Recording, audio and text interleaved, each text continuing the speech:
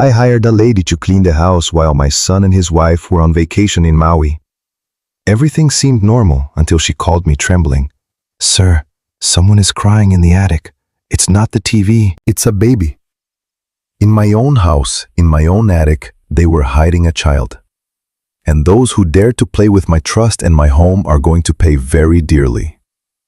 Before continuing, subscribe to the channel and write in the comments what time it is right now in your time zone. My name is Richard Vance.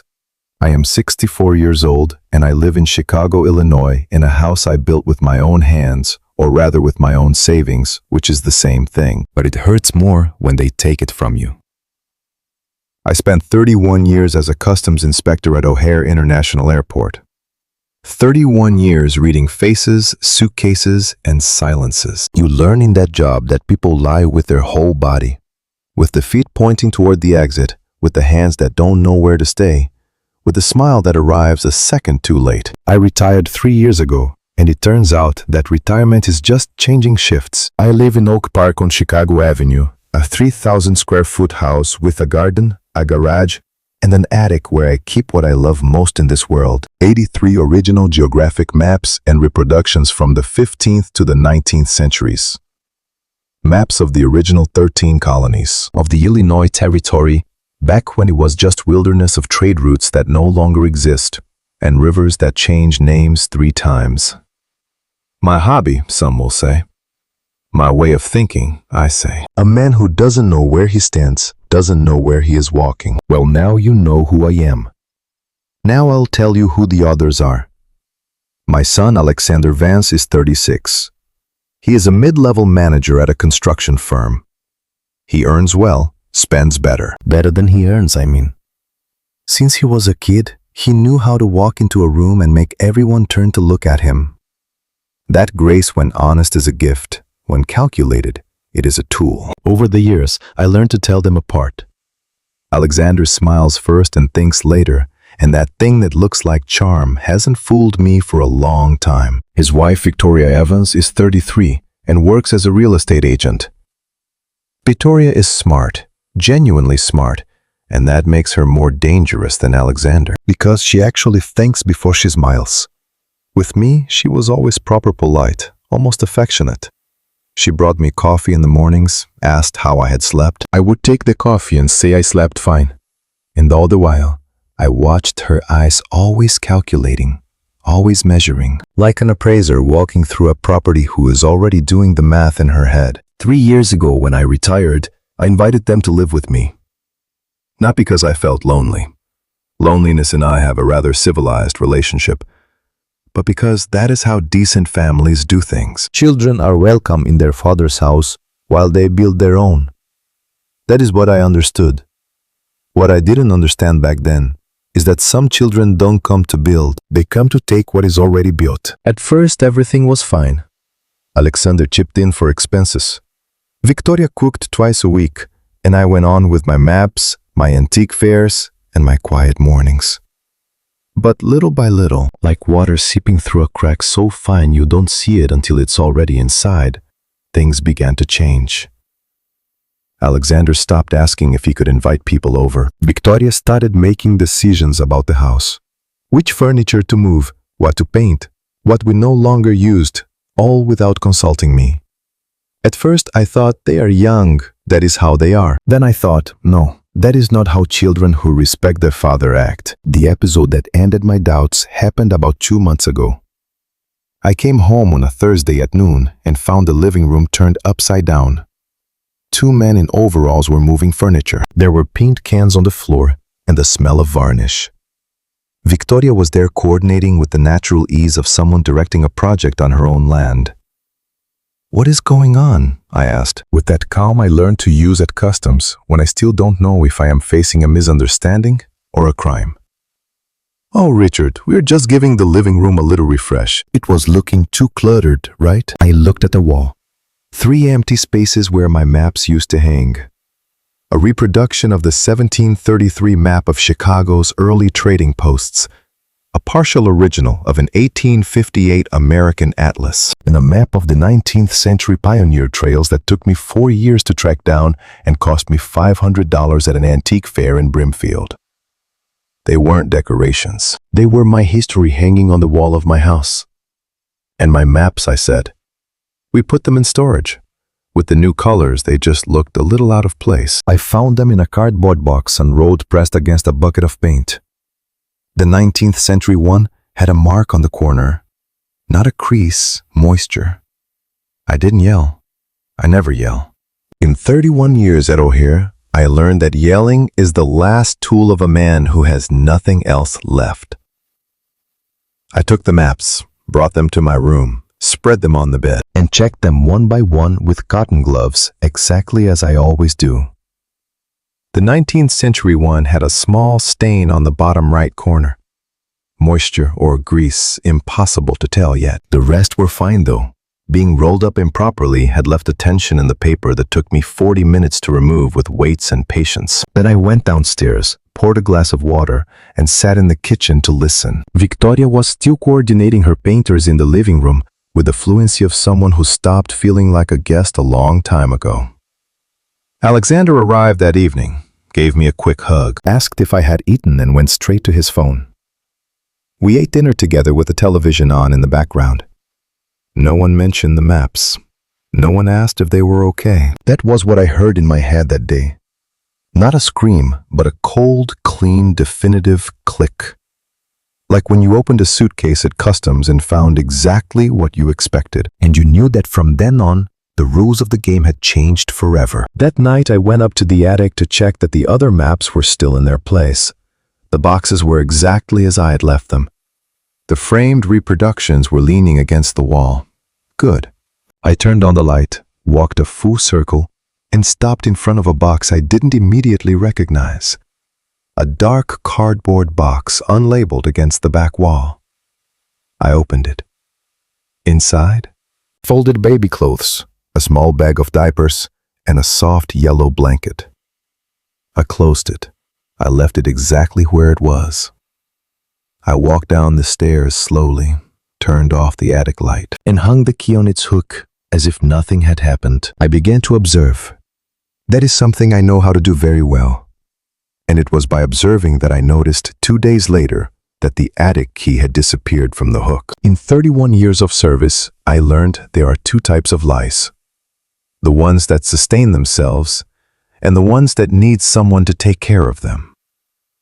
The first is hard to detect. The second gives itself away because taking care of a lie is exhausting, and exhaustion always ends up visible somewhere on the body. That night, after finding the empty hook, I waited.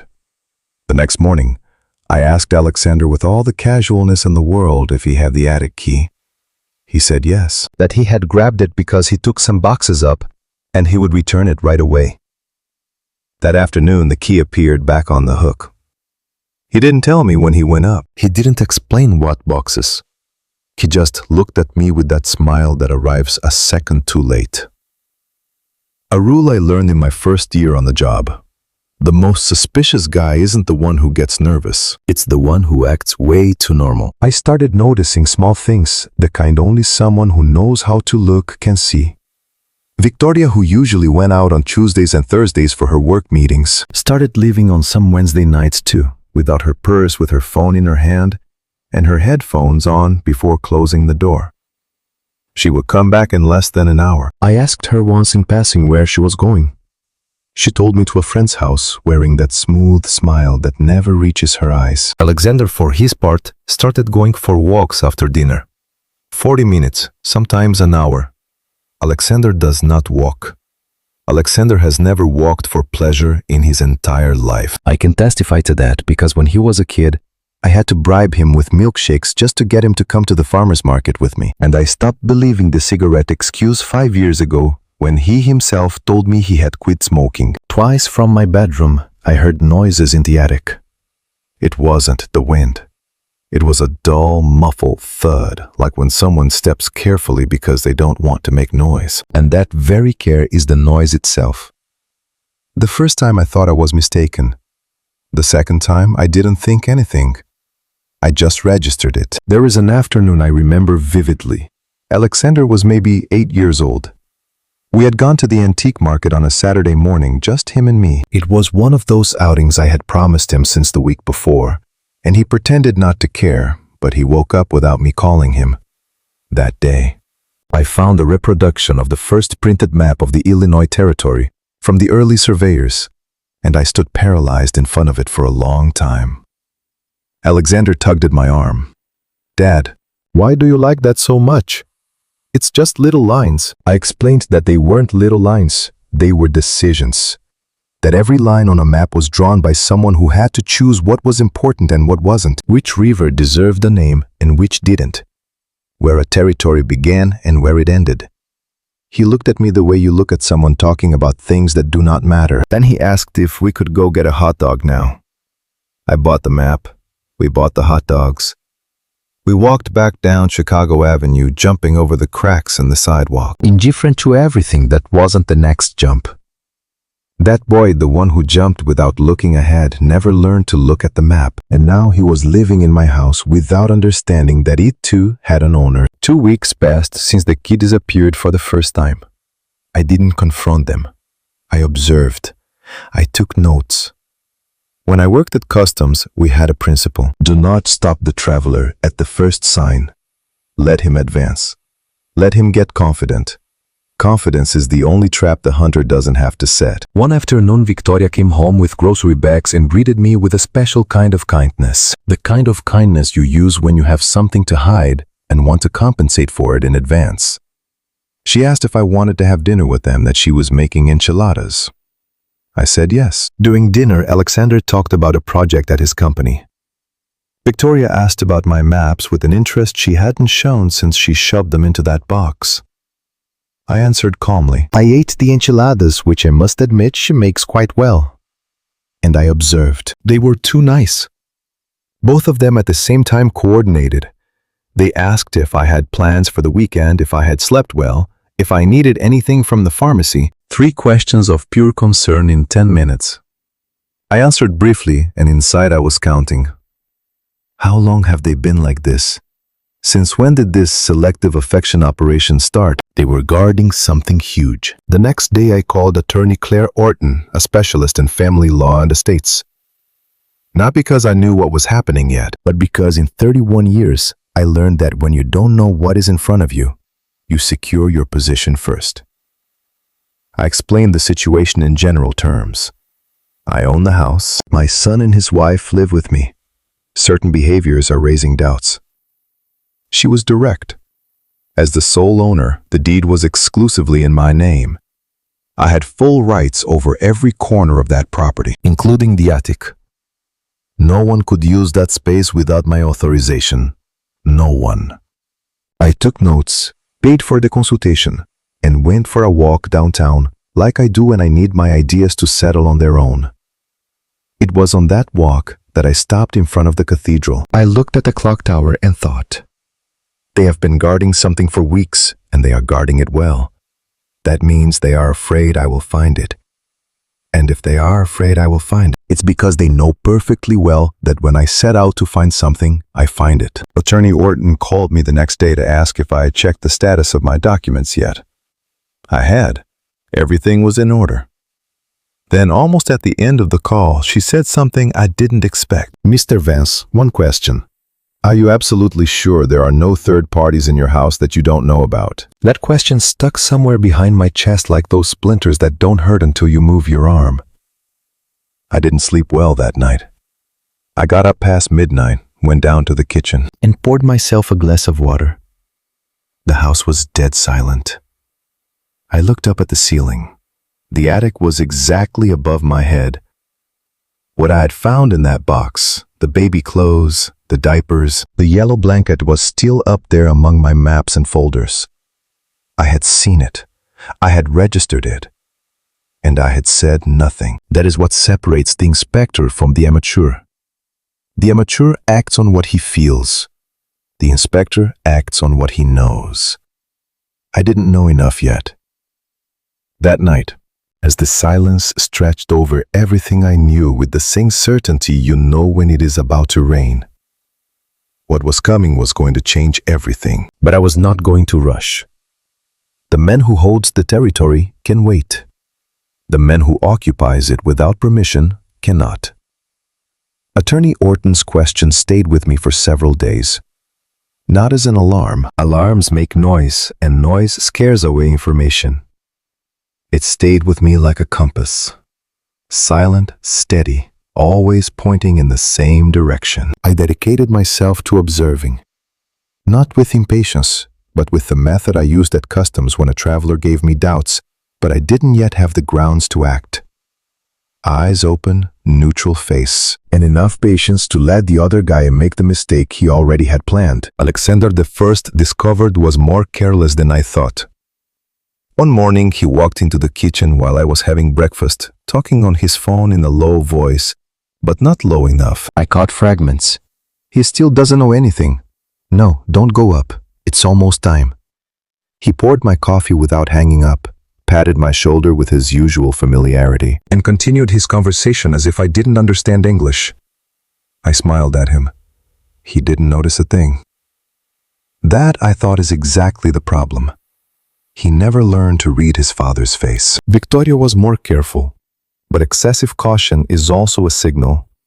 When someone wipes away all their footprints, the footprint left behind is the wiping itself. I noticed she checked her phone 2 or 3 times more than usual when we were in the same room.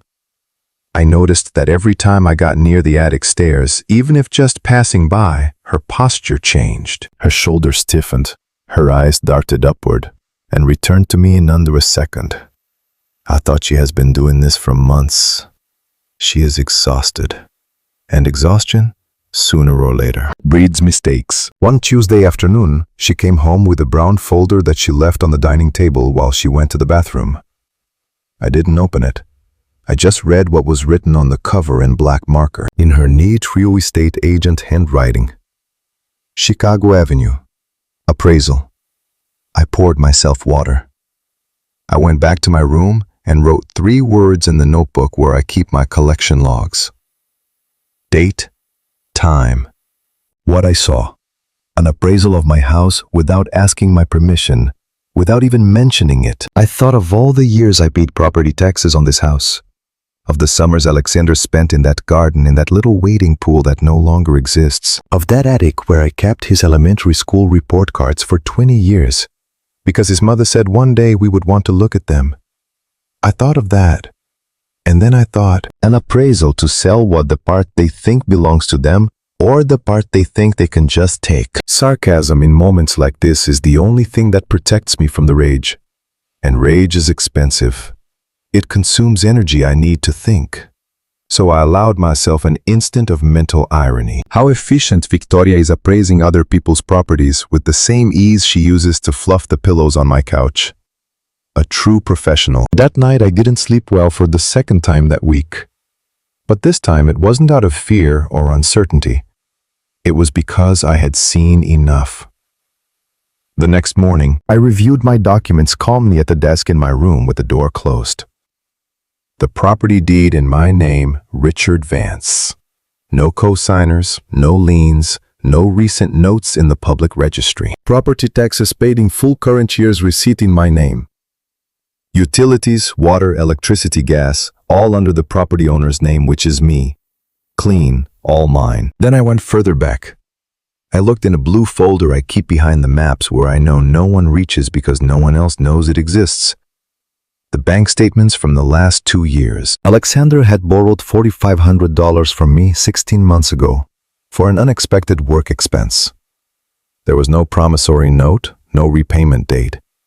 He hadn't paid back a single dime. I opened the notebook and wrote that down too. I don't know exactly at what point I stopped being the father waiting for his son to come to his senses and became the property owner evaluating a legal situation. It was gradual, like all things that matter, without noticing until it's already done. I went up to the attic that afternoon when they had both gone out. I unlocked the door with my spare key, the one I always had, the one I never told Alexander I kept. And I inspected the space carefully. The dark box I had found days before was still in the same spot. I opened it again.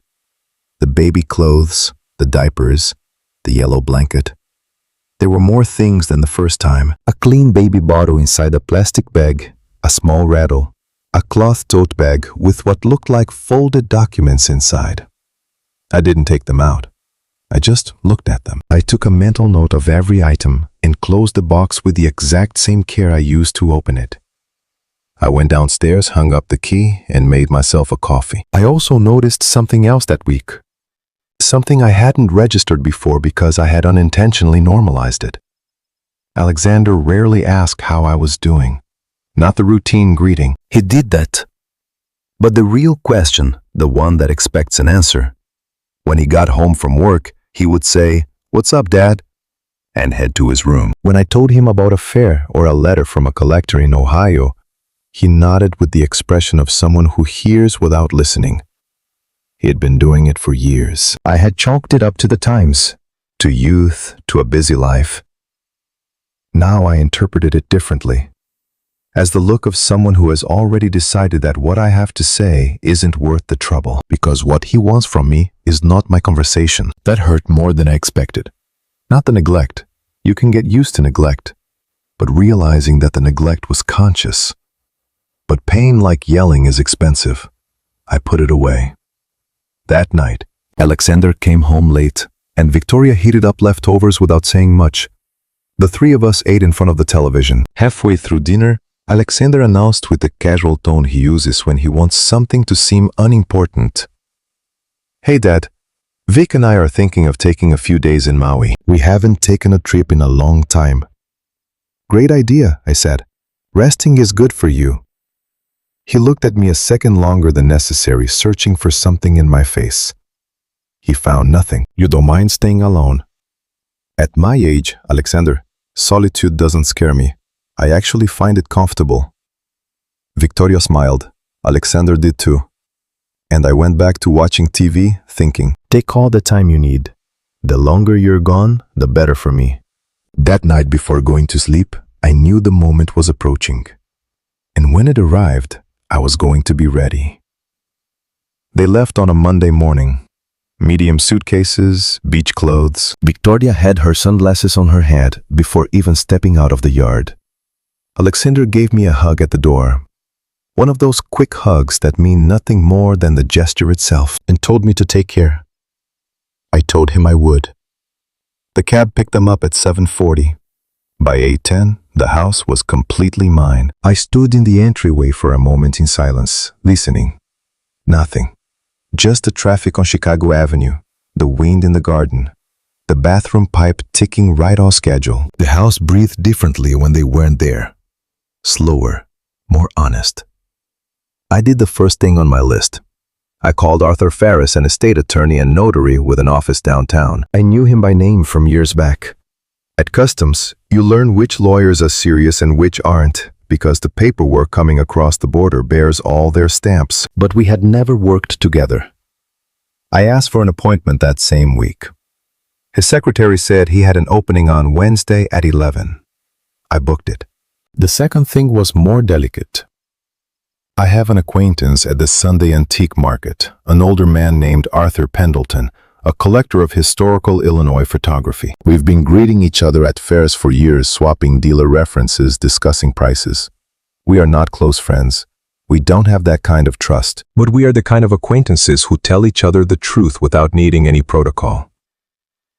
2 weeks earlier, when I casually mentioned that my daughter-in-law worked in real estate, he had frowned and said something I didn't fully process at the time. "Look, Richard, your daughter-in-law was asking around about an appraisal for a property on Chicago Avenue. An agent I know mentioned it to me. Do you know anything about that?" I had registered it, stored it. Now I was pulling it out. I called him that very morning. I explained that I needed the name of the agent Victoria had spoken to without going into details, without raising alarms, without asking for more than what was reasonable between acquaintances. Arthur, who is a discreet man and knows when not to ask questions, gave me the name in under 2 minutes. An agent named Jared Vance from a firm in the West Loop. I didn't call Jared Vance. It wasn't necessary yet. But I had the thread. On Tuesday, I called my neighbor Mrs. Martha Sanders, a 60-year-old widow who lives 3 doors down and has watered my garden when I travel. I asked her if she knew a reliable woman to do some house cleaning. She gave me the number for Sylvia Reynolds, whom she described as hardworking, discreet, and very capable. I called her that same afternoon. A serious, measured voice. The kind of voice that inspires trust without trying to. Good afternoon, Mrs. Reynolds. Martha Sanders recommended you. I need a deep cleaning of my house this Saturday. Bedrooms, kitchen, bathrooms, basement, and the attic if possible. It's 2 floors plus a small top level. Yes, sir, no problem. What time works for you? 9 o'clock if you'd like. I'll be there. Simple as that. No drama, no explanations. Just a lady coming to clean. What I didn't tell Mrs. Reynolds, and had no reason to tell her, was that her visit to the attic that Saturday was the final piece of something I'd been patiently building for weeks. I wasn't going to be there when she went up. I had a legitimate reason to be out, the flea market, like every Saturday. She would go up to the attic with the key I would leave for her, without me sending her to find anything, without me putting her in an uncomfortable position. Just cleaning. Whatever she found, if she found anything, would be her own discovery. On Wednesday, as scheduled, I showed up at Arthur Ferris's office. A serious firm, dark wood-frame diplomas. Ferris is a man in his late 60s, slender, with wire-rimmed glasses, and the manners of someone who has seen too many family conflicts to be surprised by any of them. I laid out the situation in broad strokes. Sole owner of a property in Oak Park. Son and daughter-in-law living on the premises. Interest in reviewing my legal options regarding a will and asset distribution. I didn't mention the box in the attic. I didn't mention the appraisal. Just the facts I could prove. Do you have a current will? One from 2019. Simple, no conditions. Then we should revise it. He opened the folder. There is a legal structure for a conditional will, which is fully valid in Illinois under state probate law. It allows you to stipulate that an heir only receives the asset if they meet certain prior conditions. It is not coercive in criminal terms, but it is legally binding through the estate. What kind of conditions? Formal recognition of family obligations. Commitments to provide for third-party dependents. You tell me what you want to achieve, and I'll tell you if the law permits it. I walked out of the law office at 12:40 with an appointment for the following week, and a clarity I hadn't felt in months. It wasn't relief. It was something sharper. The sensation of a man who knows the terrain and knows exactly where he's going to breach the wall. On Friday, I did one last thing before Saturday. I went to my desk drawer, pulled out a small digital voice recorder, the kind I used for my notes at Customs, and placed it discreetly on the hallway shelf between a book and a paper box, pointing toward the attic stairs. Voice-activated recording in my own home. Perfectly legal. I woke up early on Saturday. I made coffee. I left the attic key on the kitchen table next to a note for Mrs. Reynolds. The attic is the third door in the upstairs hallway. If you could sweep and dust up there, I would appreciate it. I left at 8:40, heading to the antique market. At the fair, I found what I'd been looking for a long time. A hand-drawn map of the Louisiana Territory from 1748, showing early French mission routes in sepia ink on matte paper. The dealer wanted $250. We settled on $180. I rolled it up in craft paper and called an Uber. My phone had been silent for a while. As the car turned onto Chicago Avenue, it vibrated in my hand. Sylvia Reynolds' number. I answered it with the calm of someone picking up something they already expected, something they knew was arriving, something calculated before it even happened. Hello? And from the other end came her trembling, broken voice, carrying the kind of panic you don't fake because you don't have to. Mr. Vance, I am so sorry to call you, but someone is crying in the attic. I opened the door and I heard it. It's not the television, sir. It's a baby. There's a baby in there. Mr. Vance, I'm sorry to call you, but someone is crying in the attic. I opened the door and I heard it. It's not the TV, sir. It's a little child. There is a child in there. The car kept moving. I kept the phone to my ear, the map rolled in craft paper resting against my leg. On the outside, I changed nothing. Not my tone of voice, not my posture, not my breathing. On the inside, in that space only I know, And that 31 years of work taught me to control something clicked into place with an almost audible sound. Mrs. Reynolds, please close the attic door and wait for me in the kitchen. Do not go back up. I am on my way. Should I call someone?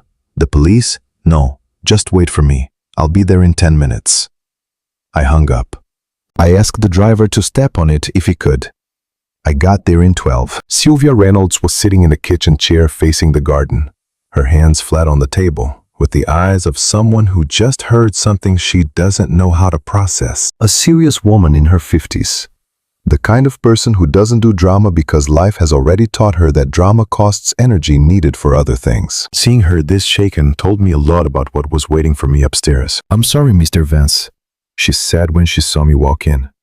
I closed the door like you said, but you can hear the crying clear as day. Could you see anything before you closed it? I just cracked it open. I saw a crib and I listened. She paused. That was not a recording. I thanked her. I told her to wait for me and I went up the stairs. I stopped for a moment in front of the attic door. Not out of fear, but to do what I had always learned to do before opening something when you don't know what's inside. Breathe. Organize your thoughts. Remember that whatever you find on the other side already exists before you see it.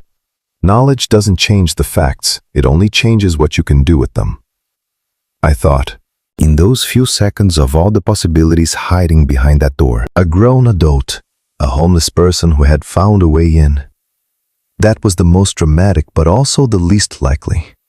The lock was new and I was the only one who had that key until I left it for Sylvia. Something related to Alexander and his boxes was the most logical, and I had spent weeks preparing to discover exactly that.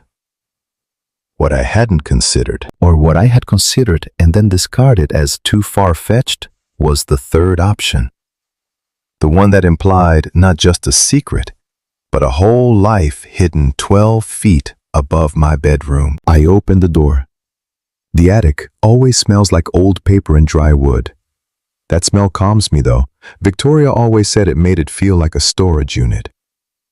Today there was another smell, the distinct smell of a space where a baby has been living. Milk baby powder. Something slightly sour that I recognized against my will. At the back of the room, between my archive boxes and the framed reproductions that no longer fit on the walls downstairs, someone had built a small living space. A portable pack-and-play crib with its mattress and sheet, 3 or 4 cloth toys hanging from the edge. A nearly empty bag of diapers, 4 cans of powdered formula stacked against the wall. A clean bottle inside a sealed plastic bag, and in the crib crying with that specific intensity of hunger, not fear, not pain, but hunger. A baby girl maybe 4 months old, round face, squeezed eyes, clenched fists, her entire little body communicating an urgency that accepted no negotiation. I stepped closer. I picked her up with the clumsy care of someone who hasn't held a baby in a very long time. She calmed down a bit with the movement. I prepared the bottle as best I could. I found the printed instructions taped to the wall, which struck me as both practical and heartbreaking. And I fed her sitting in the only chair in the room, the desk chair I had brought up years ago to review documents. While the little girl ate, I looked around. My archive boxes had been moved to make room. Some unframed maps were stacked in a different corner than where I had left them. The space had been carefully reorganized. No one had damaged them, I have to say, but they reorganized them without my permission. In my own attic, in my own house, to hide something I never should have been kept in the dark about. When the baby finished, I laid her back in the crib. Then I took the cloth tote bag hanging from the side and pulled out the documents. Birth certificate, issued by the Vital Records Office in Cook County. Name Sophia. Date of birth 4 months ago. Mother, Chloe Adams. Father, Alexander Vance. I read the father's name twice. Then I read it a third time, just in case the first 2 times were a misunderstanding. They weren't. I checked the rest of the documents in the bag. A vaccination record with the first doses administered. A handwritten note with feeding instructions, how many hours apart, how many ounces. Which brand of formula? and a phone number with no name at the bottom of the page. The handwriting on the instructions was neat, small, written by someone taking care because they knew someone else would be reading it. It was not Alexander's handwriting. He writes with the sloppy urgency of a man always in a rush. It was not Victoria's handwriting, which I had seen on envelopes and grocery lists. It was a different handwriting. The handwriting of someone I didn't know. But who? According to the birth certificate, was named Chloe Adams and shared a daughter with my son. I put the documents away carefully. I took the nameless phone number and photographed it. Then I sat in silence for a moment. The baby was sleeping.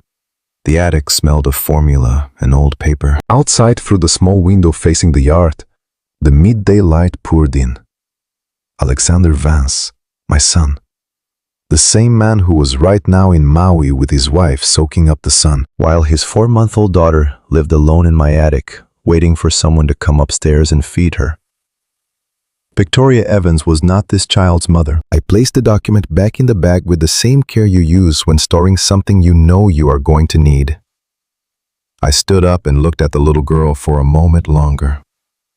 "Well, little one," I said softly because the silence of a midday attic doesn't need any more noise.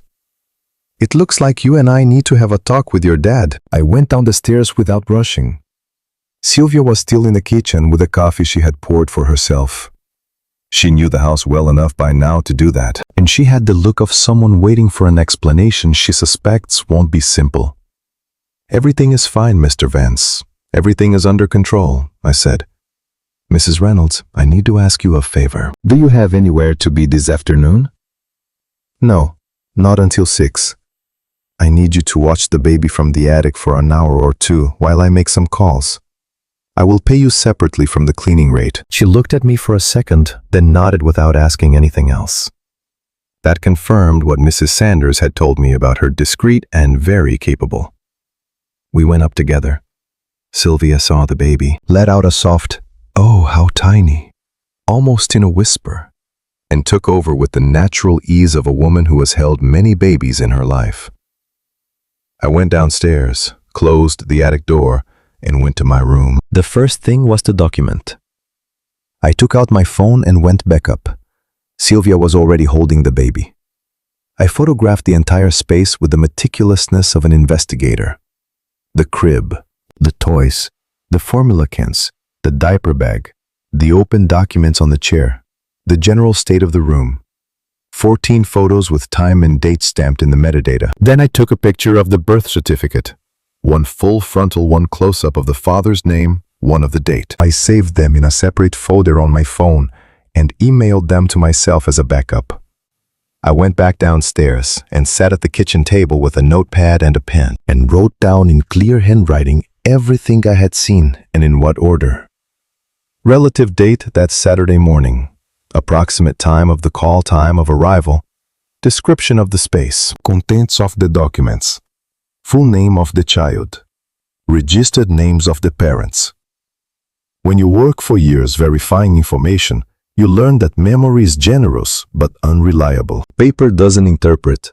Paper just repeats what you dictate, and it says the exact same thing 20 years later. The next call was to Mrs. Sanders, my neighbor. I explained without too many details that I had encountered an unexpected situation and needed to leave a small child in her care for a few hours while I resolved some urgent matters. Martha Sanders is one of those people who asks just enough and helps exactly as needed. Is the baby healthy? Does she have what she needs? She has formula diapers and Mrs. Reynolds with her for now. Send them over whenever you want. I hung up. I called Sylvia to let her know about the change. I gave her Martha's address and told her I would bring the baby over in 15 minutes with everything she needed. What happened in those 15 minutes was this. I rolled the birth certificate into a paper tube. I put it in a bag along with 2 cans of formula, the bottle, the yellow blanket, and the remaining diapers. I carried the baby down with Sylvia. I walked the 50 yards separating my house from Martha's. I made the necessary introductions in under 3 minutes and walked back. The house fell silent. I poured myself a glass of water. I sat down and called attorney Claire Orton. Attorney Orton is a family law and estate specialist with an office on the 5th floor of a tower on Wacker Drive. She had been recommended to me by a collector from the antique market, a fair acquaintance, not a close friend. After I casually mentioned a few weeks prior that I had some pending matters to sort out regarding my son, she charges well and works better, which is exactly the combination you need when the problem is serious. She answered on the 3rd ring. Claire, this is Richard Vance. We have a pending consultation from last week regarding property and estate planning. Yes, I remember. I need to expand the scope of that consultation. The situation has become much more complex. There was a brief pause. How complex I found a 4-month-old baby living in the attic of my house. The birth certificate lists my son Alexander Vance as the father. The mother is a third party. My son's wife is currently on vacation in Maui with him, and I don't know if she is aware of this child's existence. I have photographs of the space, a copy of the birth certificate, and witnesses to the discovery. The pause this time was longer. Is the child safe? She is safe. I left her with a trusted neighbor. Perfect. Do not call anyone else this afternoon. Do not say a word to your son yet. Tomorrow at 10 in my office. Bring me everything you have documented. I will do that. And Mr. Vance, she added before hanging up, do not clean anything out of the attic. Leave it exactly as it is. I hung up. I sat in silence for a moment longer. Then I went to my room, opened the drawer where I kept the map I had bought that morning, the Louisiana Territory from 1748 still in its craft paper, and carefully pulled it out. I spread it on the bed, wearing my gloves, and studied it the way I always study new maps. First the whole, then the details. Then the cartographer's decisions. What did he include? What did he leave out? Where did he draw the borders and why? Empires fall too, I thought. Everything that seems unmovable has a line that someone someday decided to draw differently. I put the map away. I made myself a cup of tea. And near nightfall, as I was reviewing my notes in the ledger, a text message from Alexander came through. Hey Dad, how are you? Everything good at the house. I read it twice. I thought of the little girl now sleeping at Martha Sanders' house, of the crib set up in my attic, of the formula cans stacked against the wall, of the birth certificate already photographed and backed up in 3 different places. I replied without overthinking. Everything is quiet. Enjoy the rest.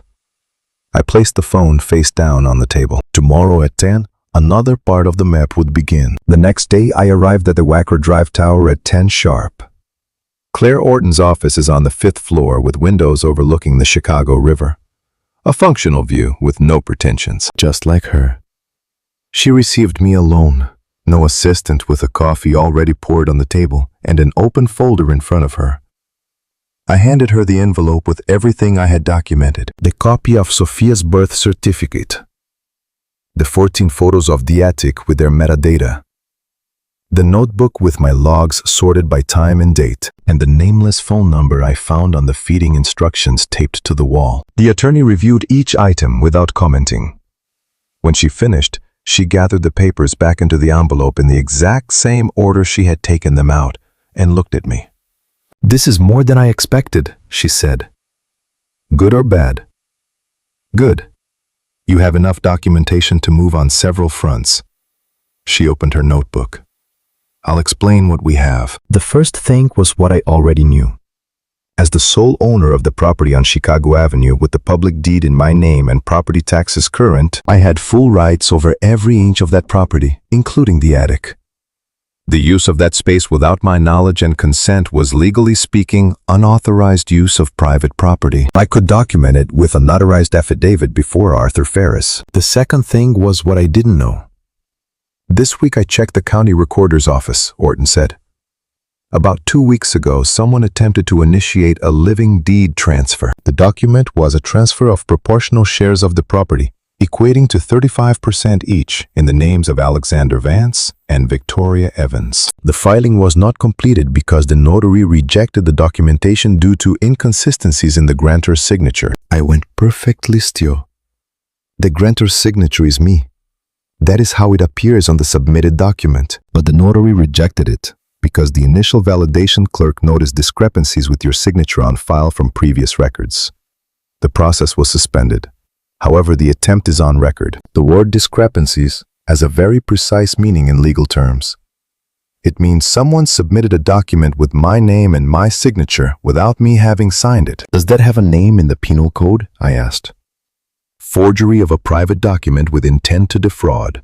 A Class 3 felony under Illinois law, with aggravating factors due to the value of the asset involved. A pause. It is a prosecutable offense if the state's attorney decides to pursue it, and with the evidence you have, they would. I wrote it down.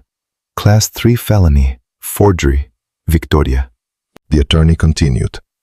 To confirm the signature was forged, she recommended hiring an independent forensic graphologist. Their expert report would carry weight in any subsequent legal proceeding. The cost would be between $800 and $1,200 depending on the firm. The estimated time was 10 business days. And the will? I asked. We prepare that in parallel. Arthur Ferris already has the general context of the situation from the consultation you had last week. I recommend you include a trust structuring that will as an alternative inheritance route. If Alexander meets certain conditions, he inherits directly. If he does not meet them, the property goes into a trust in favor of Sophia Vance. Here she paused slightly. Your granddaughter. It was the first time anyone had used that word. Granddaughter. I processed it without showing the thing.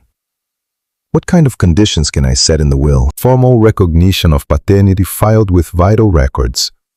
A documented commitment for child support until she reaches the age of majority. These are reasonable conditions linked to the protection of a vulnerable third party that any family court judge would uphold. That was exactly what I needed. But then Attorney Orton added something that shifted the temperature of the room. There is one more thing. This morning before you arrived, I received a call from the notary's office where the transfer was attempted. The person who originally submitted the paperwork called back yesterday afternoon. She asked if the file had been archived or if there was any pending follow-up. It wasn't hard to figure out who made that call. Victoria, I said. They didn't give me a name, but the profile of the caller, female professional, tone, real estate background, matches. That meant Victoria, all the way from Maui, was already nervous. Either she had discovered something was wrong with the original filing, or she sensed her time was running out. Either way, she was making moves. What she didn't know was that I was too. When can we start? I asked. Today. I will contact the forensic graphologist this afternoon. The appointment with Arthur Ferris is set for this week. We will prepare the criminal complaint for the DA's office as strategic leverage. We won't file it immediately, but we will have it ready to trigger the moment you say so. The will first, I said. Then the criminal complaint. She nodded. And then almost at the end of the meeting, she asked me something I didn't expect. Do you know where the baby is right now? With a trusted neighbor. Good. She wrote something down. Before your son returns, you need to establish contact with the mother listed on the certificate.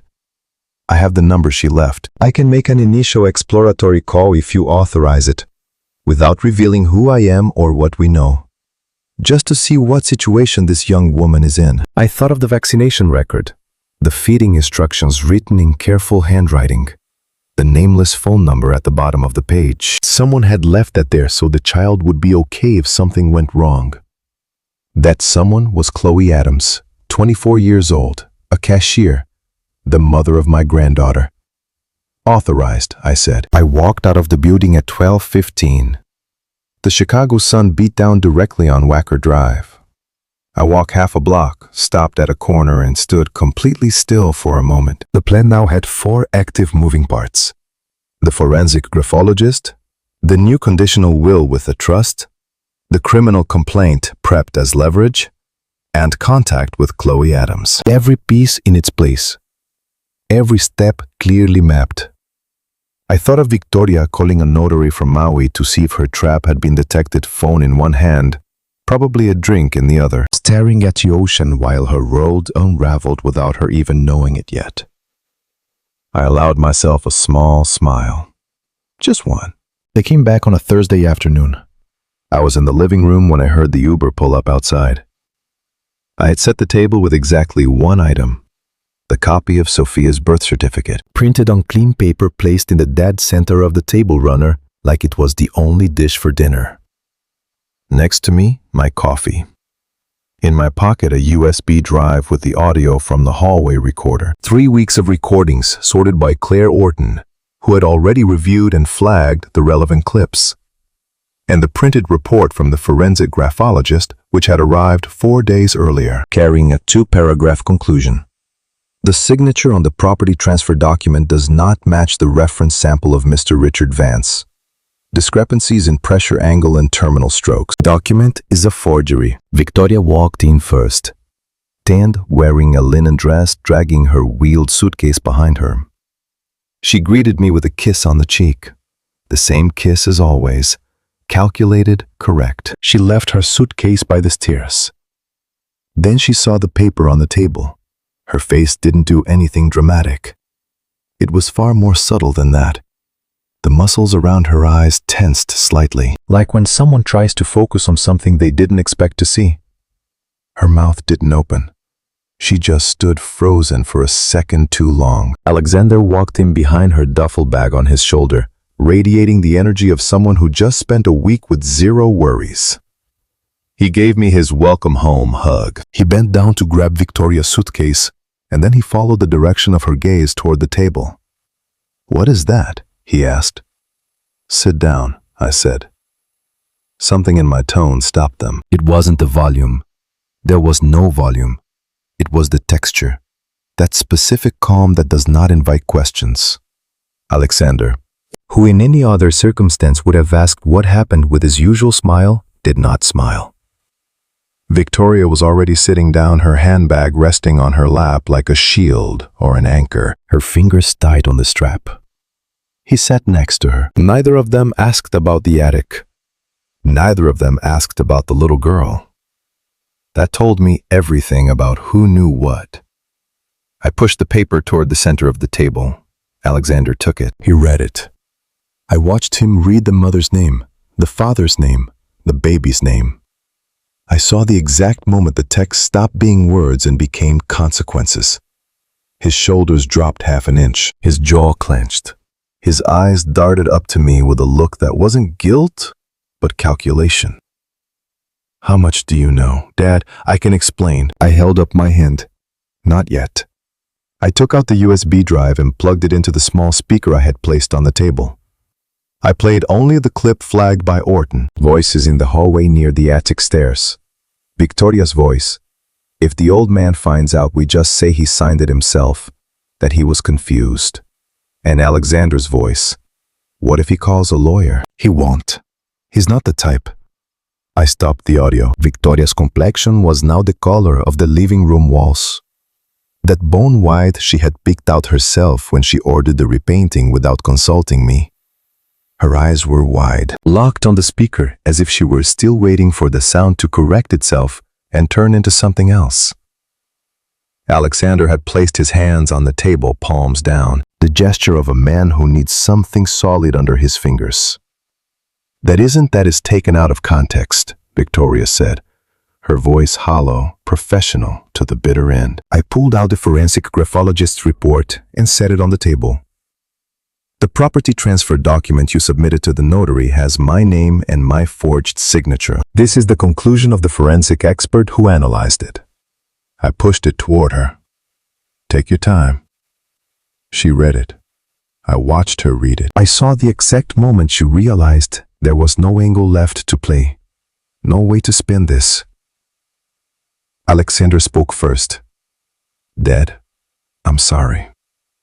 His voice cracked on the second word. "I didn't know about the forged deed. I didn't." "Alexander." I cut him off without raising my voice. That little girl has been living in my house for 4 months. 4 months without me knowing. Since when do you know she exists? Silence. Since the beginning, he finally said with the voice of a man who stops trying before he even starts. Since before she was born. Victoria closed her eyes. She wasn't crying yet. She was processing, calculating, looking for an exit that no longer existed. It was Alexander who got up from his chair first. Not to leave, to go down. He dropped to his knees on the floor in front of me with the bewildered clumsiness of someone who doesn't quite know how to do it because he has never had to. Victoria, a few seconds later, did the same. Not with tears, not yet, but with the expression of someone who has exhausted every other option. Dad, forgive me, please. We did something terrible. We got scared and made incredibly bad choices. And I didn't know how to tell you about Sophia. And Victoria thought that if we at least secured a portion of the property, his voice fractured into pieces. It was stupid. It was terribly wrong. I have no excuse. Victoria on her knees stared at the floor. She didn't speak. Maybe she was still calculating even down there if there was some legal maneuver I hadn't covered. I had handed her the expert report. I had the audio. I had the birth certificate. I had Attorney Orton with a criminal complaint for the DA's office primed to fire the moment I gave the word. There was no maneuver left, and she knew it. Then she finally cried. No theatrics, no wailing. Just the tears that slip out when you stop holding them back. She wiped the back of her hand across her cheek and kept staring at the floor. I let them speak. Not because I needed to hear them, but because in that moment, sitting in my own living room with my coffee still warm in my hand, I realized this was the point where the landscape changed forever. It wasn't satisfaction exactly. It was the quiet resolve of a man who finished the job no one else was going to do. When Alexander stopped talking, I stood up. I took the spare house key, the one that had always been in the drawer of the entryway table, and I placed it on the dining table right between the birth certificate and the forensic report. I looked at both of them. Alexander on the floor with bloodshot eyes. Victoria looking up for the first time in minutes, stripped of her real estate agent armor, stripped of her perfect daughter-in-law facade. I wondered if at any point during these months she had thought about what she would say if I ever found out. Surely she had calculated the scenarios, the escape routes. And all those calculations had ended right here, on her knees in my living room, in front of a man they had underestimated because he seemed quiet. I am not quiet. I am patient. It is not the same thing. Tomorrow at 9, I said. Arthur Ferris's office, both of you. Arthur Ferris's office downtown is a place that does not forgive improvisation. Dark wood, tall windows, the particular silence of spaces where decisions become irreversible. I arrived 10 minutes before 9. Attorney Orton was already there with 2 folders on the table and the serene expression of someone who knows the terrain by heart. Alexander and Victoria arrived together 2 minutes later. He was wearing a dark shirt, dark circles under his eyes, his hair still damp as if he had woken up late or hadn't slept at all. She was flawless as always. Black slacks, white blouse, hair pulled back. But there was something different in her posture. Shoulders slightly slumped, her gaze shorter than usual. Victoria Evans, who always walked into rooms as if she had already bought them, walked into that law office like someone walking in to face the music. Ferris greeted them with a minimal gesture and pointed to the chairs. No one made small talk. The first item was the will. Ferris read the document aloud with the cadence of a man who knows exactly where the weight of every paragraph lies. The property on Chicago Avenue, Oak Park, Illinois, exclusively owned by Richard Vance, would be left to his only son, Alexander Vance, under the following conditions. Formal documented recognition of paternity of the minor, Sophia, and a mandatory monthly child support obligation until she reaches the age of majority, set at a minimum of $500 a month adjusted for inflation. In the event of non-compliance, the property would transfer to a bank-administered trust in favor of the minor Sophia Vance, with Chase Bank acting as trustee. Alexander listened without moving. Victoria stared at the table. When Ferris finished reading, he asked if I ratified the contents. I ratify it, I said. I signed. The notary stamped his seal. The will was formalized. Then came the second document. Attorney Orton opened her folder and pulled out the voluntary acknowledgement of paternity, a vital records form she had already prepped and read it for signature. She slid it in front of Alexander with the same casualness you use to set a plate of food in front of a man who knows he has to eat. This document formalizes the voluntary acknowledgement of paternity regarding the minor Sophia, Orton said. Once signed and filed with the county clerk, the child will legally carry your last name, Sophia Vance. Alexander took the pen. He held it for a moment without writing. Then he signed. Victoria said nothing. The third item was the one that produced the heaviest silence. Orton pulled out another document, the notice of the criminal complaint filed with the state's attorney's office of Illinois for attempted forgery of a private document with intent to defraud, based on the forensic graphologist's report and the rejected property transfer file. The case was open. Not actively being prosecuted, but open. With a name, a case number, a filing date. I slid it across the table right in front of Victoria. She read it. I watched her eyes scan the text twice, searching for a loophole she didn't find. Then she let it rest on the table without touching it again, as if the paper were burning hot. This stays on hold, I said. Attorney Orton has strict instructions not to move forward with the prosecution as long as the conditions of the will are met to the letter. If they are met, there is no reason to proceed. If they are not met, I didn't finish the sentence. I didn't need to. Victoria looked up at me for the first time all morning. There were no tears in her eyes, no begging, just something colder. The recognition of someone who accepts that the chessboard no longer belongs to her. How much time do we have to vacate the house? She asked. 1 month. Documented in writing. No scene, no argument, just the exhaustion of someone who had spent months balancing too many lies at once. Alexander, on the other hand, waited until Ferris and Orton stepped out into the hall for a moment to review the final paperwork. Then he turned to me, his voice no longer begging, but carrying the weight of a man who needs to say something, even if he knows it changes nothing. Dad, Sophia is your granddaughter.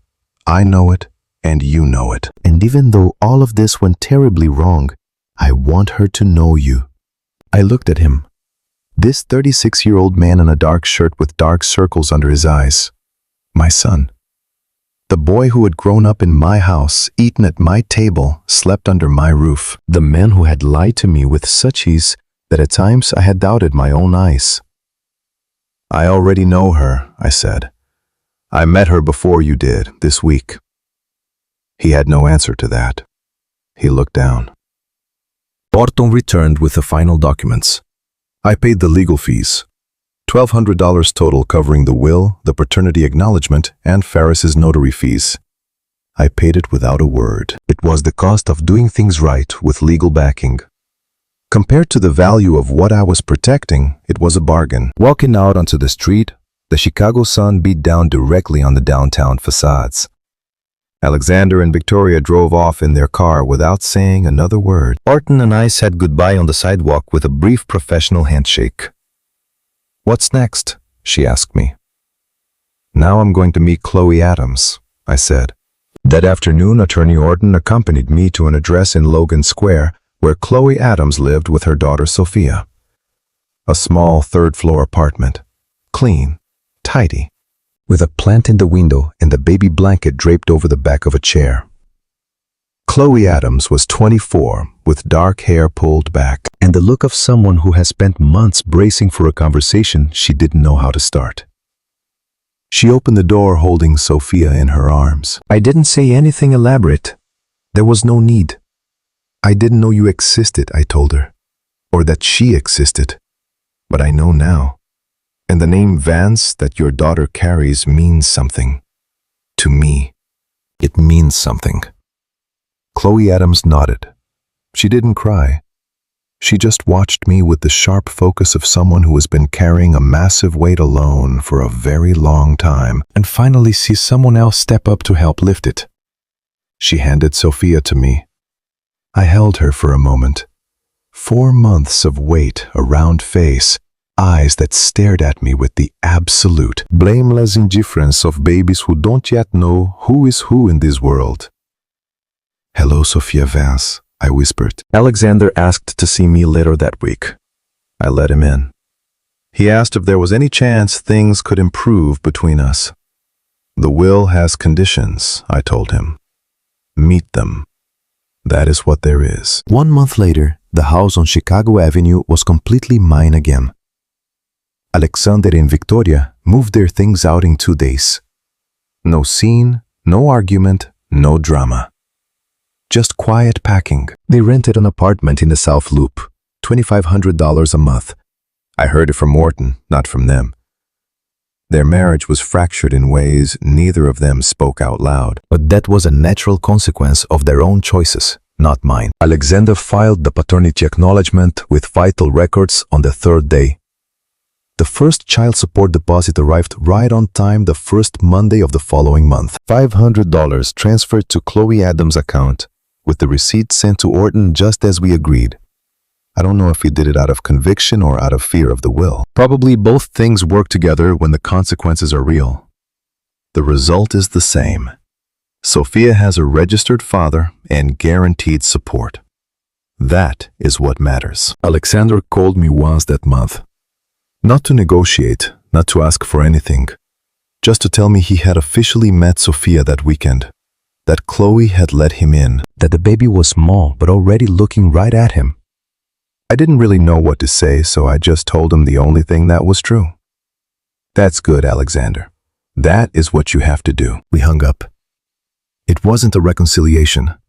It was a different kind of beginning. More honest than everything before it, built on facts instead of comfort.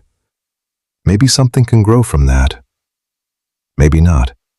We will see as we go. The criminal complaint with the GA's office remains on file. Inactive. Orton checks on it every 3 months. It is not a weapon I intend to fire. It is an anchor. They both know it, and that is enough to keep the agreement intact. That Saturday, I took the 3 maps that had spent months rolled up in a box. The 1733 reproduction, the 1858 Atlas fragment, and the 19th century Pioneer Trails map, and I hung them back on the living room wall. In the exact same order. In the exact same spot they had always been. It took me 20 minutes to align them perfectly. I didn't mind. The living room was back to how it should be. I went to the Sunday antique market. Arthur showed me the catalog for an upcoming auction featuring a 1791 maritime chart of the Pacific. Provenance verified. Excellent condition. I told him I would think about it. We drank coffee and talked about collections and prices with that unhurried calm of a Sunday morning. On my way back, I stopped by Logan Square. Sophia was awake. She was kicking the air with the intense concentration of someone just discovering they have legs. Chloe offered me coffee. I accepted. We sat for a while without talking much. What is the best way to start building trust with someone to whom you owe no explanations but do owe your presence? This little girl carries my last name. In this family, that means something concrete. It means someone is going to be there. I got home around noon. The keys on the hook. Every key that should be there, none missing. I sat in my armchair with the catalog open to the maritime chart. The house smelled like itself. Paper. With an honest silence. A man who doesn't know where he stands, doesn't know where he's walking. I know exactly where I am. If you like this story, please hit the like button, subscribe to the channel, and share your thoughts in the comments. To hear the next story, click on the video on the left. Thanks for watching.